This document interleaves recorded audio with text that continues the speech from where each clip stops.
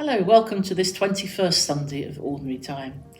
Today's Gospel seems to be a turning point in the ministry of Jesus, because this is the place where Jesus suddenly stops and he says to his disciples, after they had journeyed and been to many places together with large crowds following them, they were now all alone, and he says, "Who do people say I am?" He is saying to us too, "Who do you say that I am?" You, not two centuries ago, not even 100 years ago, not all the theologians and everyone else that we admire, St. Augustine, St. Thomas Aquinas, and all these wonderful people.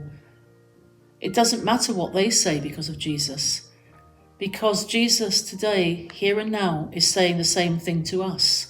But who do you say I am? Peter, who now says, "You are the Christ," which means the Messiah, which means the Holy One, the Anointed One of God. You are the Christ, the Son of the living God. And then Jesus, with great love, he understands. He understands two things. The first thing he understands, of course, is that Peter is speaking the truth. But the other thing he has understood is that his hour has now come. For this is the first time that anyone has spoken those words, "I believe in you because you are the Son of God." If we stand up and say to our hearts when he whispers, "And who do you say I am?" we say, like Peter, "You are the Christ, the Son of the living God." If we say that, then we will make himself disciples. In this gospel, Jesus is fully aware of the ongoing debate about him and the ignorance of people about his personality. He decided also to know the mind of those close to him, his disciples.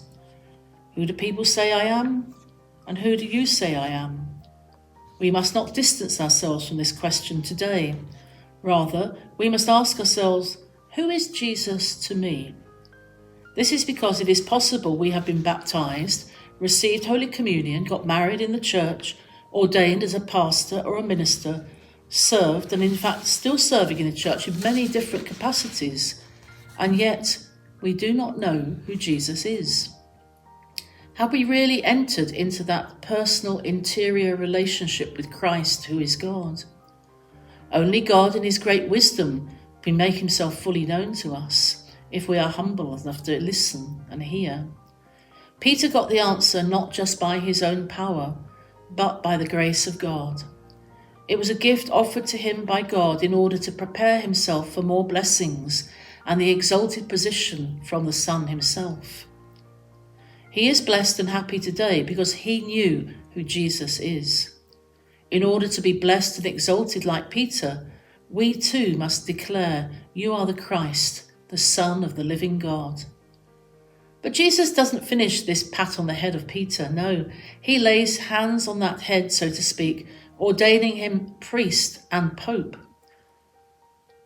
Kneeling down, he blesses Simon. He arises Pope Peter. He charges him with the care of the church, being its rock-solid foundation. He's the gatekeeper or the teacher or the judge, its loving shepherd. As Christ celebrates Simon's spiritual dependence and independence, he makes it clear that mature faith requires spiritual interdependence. Jesus announces he will found a church, not because the world needed a new institution, but because the faith needs a community in which to be transmitted and nurtured, explored and expressed, deepened and practiced. The conferring of the keys of the kingdom of heaven referred to the authority to admit or exclude, and so the popular tradition arose regarding Peter as the doorkeeper at the pearly gates. As chief missionary of the good news, it will be Peter's joyful task to lead many to God. Through his efforts, he will open the doors to life. "Who do you say I am?" says Jesus. Pope Francis might answer that question by saying, "You are the Messiah, the one who is sent to us as the gateway to the kingdom of God." And I think Francis perhaps would humbly add, "I am not the rock, but rather Peter's testimony, continuing through the church, the people of God, the realm of God on earth as in heaven."